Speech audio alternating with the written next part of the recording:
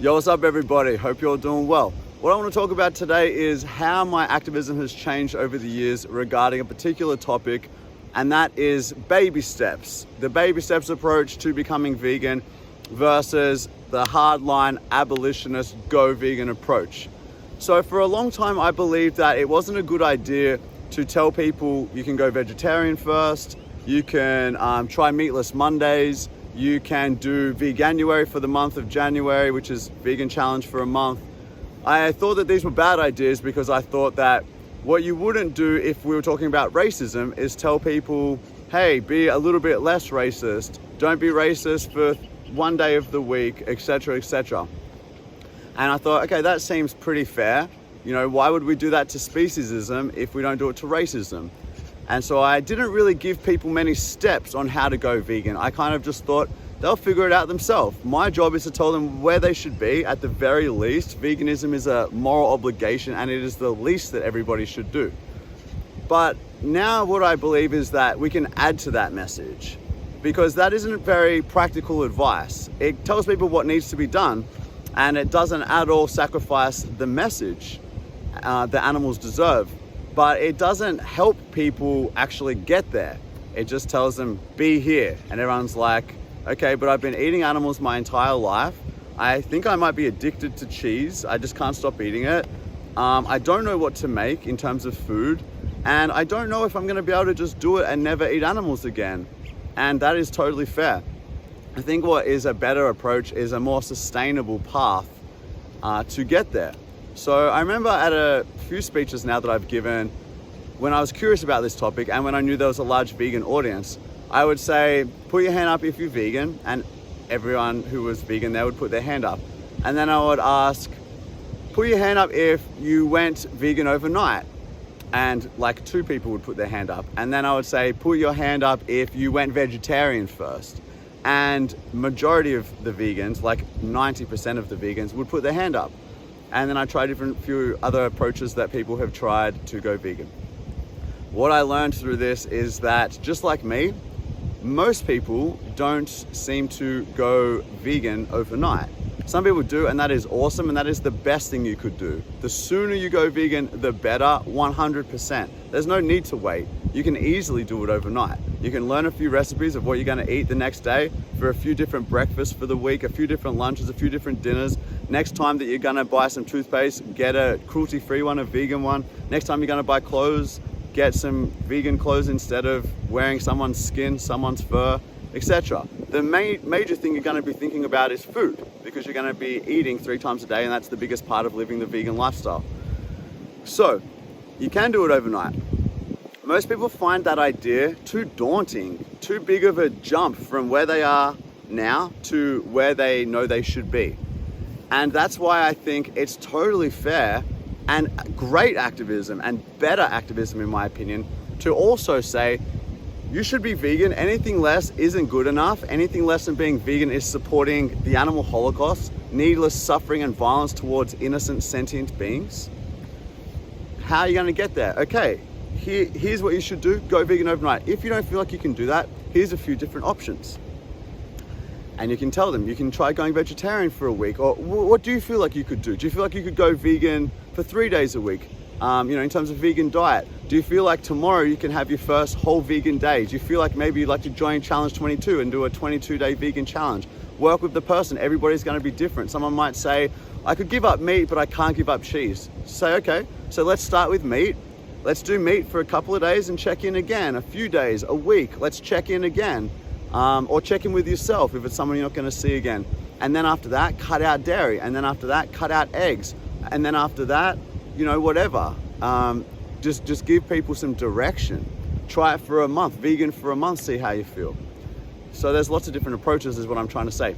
How is this different from telling people just be a bit less racist and a bit less racist until you're not racist anymore? Because we don't live in a society where racism is socially acceptable. Or another example people give is child abuse. We wouldn't say, okay, you're a child abuser. How many children do you abuse every week? 5?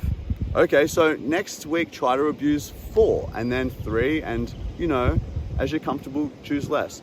It's totally unacceptable to abuse children. It's totally unacceptable to be racist.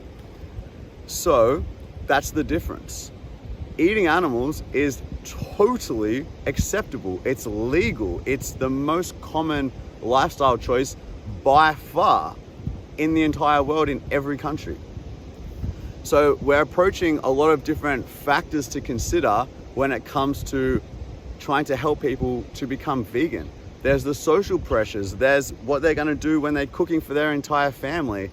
The shopping, they have to learn a different lifestyle, different recipes, what they do at restaurants, what they say if their friend asks them to come to a barbecue where there's going to be a pig rotating on the spit. You know, like different questions come up about how life will change for them. And it seems like a lot of questions, and it seems somewhat overwhelming for people. Even giving up cheese seems overwhelming for a lot of people. So it's different because there's a lot of social aspects towards it, and it seems more achievable. You know, if we're telling people there's steps you can take, there's many ways up the mountain to get to vegan. Which path seems good for you? Overnight, cool. In a week, cool. Meat first, gone. Then dairy, cool. Then eggs, gone, cool. You know, vegan challenge. What feels right for you? Let's talk about it. Let's discuss it.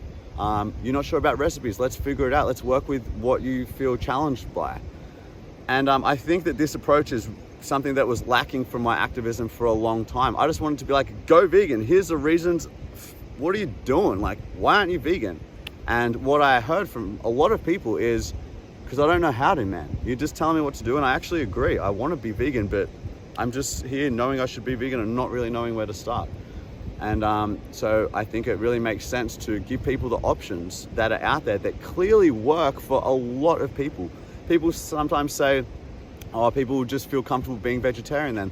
No, you don't need to let people feel comfortable there. You just be very clear, it is a step on the path, and nothing less than being vegan is good enough. That's the least we should do. I don't think people will feel comfortable there for long if they have been given the right message, an animal rights vegan message. So yeah, I think it's a really good approach. I think that we should be more helpful in terms of practical tips for people. And I think that it's also a good way to connect with people, because you've just told them so much hardcore stuff about torture and slaughter and animals being raped and slaughterhouses and gas chambers and all this stuff. And they're like, okay, got it. And then to add to your advocacy, if it's a one-on-one conversation or if it's online, and just to mix up your own social media so it's not just all the dark and heavy stuff, it's still very helpful stuff. You can give them something way more chill, just like, so what do you usually eat for breakfast? Okay, so instead of eggs, you could scramble tofu, which tastes almost the same, is almost the same texture, way healthier, no slaughter of animals, no enslavement of mother chicks, no killing of the baby chicks. You know, just a way better choice all around, cheaper, cool. And it just softens everything a little bit and just brings you both to a place of, okay, let's just talk about something normal now, like some recipes. And yeah, it helps you build rapport with this person, and ideally they are leaving being like, cool, I feel very motivated to make a good choice. And on top of that, I feel equipped with knowledge that will help me actually reach new goals on this path and make some forward momentum. And another thing is that one step, if you can just get someone to do something different in their lifestyle, that's a huge achievement. It's people find change very hard. If you can just if you know that they're not just going vegan overnight, anything's better than nothing. And if you can get them to take one step, it carries momentum to another step. And really, there's not that many steps in going vegan. It's very simple. That's why so many people can do it.